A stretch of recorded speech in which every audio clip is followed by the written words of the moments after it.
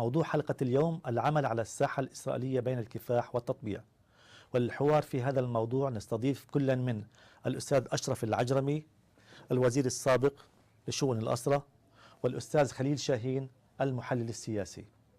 كيف ينظر الشعب الفلسطيني في هذه المرحلة إلى هذه العلاقة؟ ولماذا الاتجاه العام لا يقبلها حتى الآن؟ نتوجه بالسؤال الأول أستاذ أشرف. أستاذ أشرف لو سمحت، كيف ترى العلاقة مع الجانب الإسرائيلي، ولماذا الشعب الفلسطيني حتى الآن لا يتقبل العلاقة المنفتحة بشكل عام؟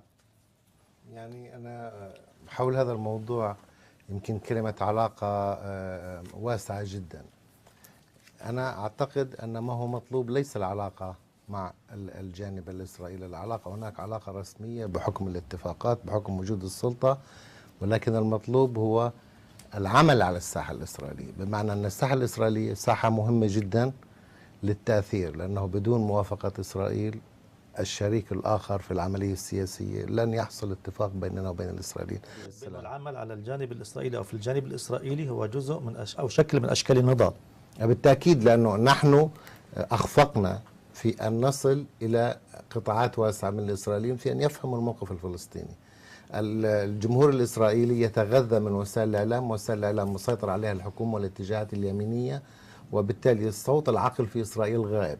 هو أيضا أنك أنت تضع أو تحاول أن تظهر وكأن هناك طرفين متساويين. في الواقع نحن لسنا طرفين متساويين، وأي محاولة لتمويه ذلك هي تضليل حتى للجمهور الإسرائيلي. صحيح. أنت تعمل مع كل إسرائيلي أو يهودي في الخارج يؤمن بحق الشعب الفلسطيني، بحق في إقامة دولته وتقرير المصير وحقه في العودة، وهذه الحد الأدنى الذي يعني توافق عليه جميع الفلسطينيين. وبالتالي أي شخص في إسرائيل أو أي مؤسسة أو أي حزب سياسي يتفق معك في هذا الحد الأدنى مطلوب أن تقيم معه علاقة وأن تعمل معه. تقديري أنه المفاوضات الجانبية لن تجدي نفعا، سيما وأنه القوة وميزان القوة الإقليمي والدولي لصالح نتنياهو وإسرائيل.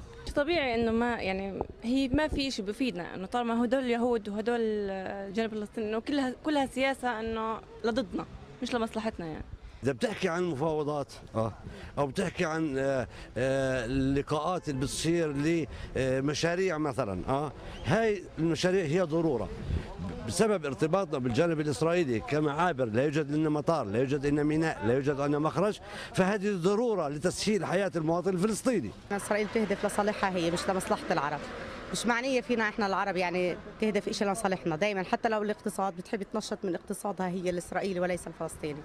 الكل عمه بتمنى السلام وبتمنى المصداقية، لأنه يعني شعبنا بحس إنه ما في مصداقية عند في الاتجاه الإسرائيلي، وما عندهم مصداقية نهائية باتجاه الشعب الفلسطيني، ولذلك يعني كل شيء ما في منه نتيجة. يعني بشوف من وجهة نظري انها ما بتساهم لمصلحة القضية الفلسطينية، لأن الجانب الإسرائيلي دائما يعني بيخل بالاتفاقيات سواء بين المؤسسات أو من الجانب السياسي أو الاقتصادي. القيادة الفلسطينية على إدراك تام بأنه هاي المفاوضات راح تؤدي إلى تحقيق كل مصالح الشعب الفلسطيني.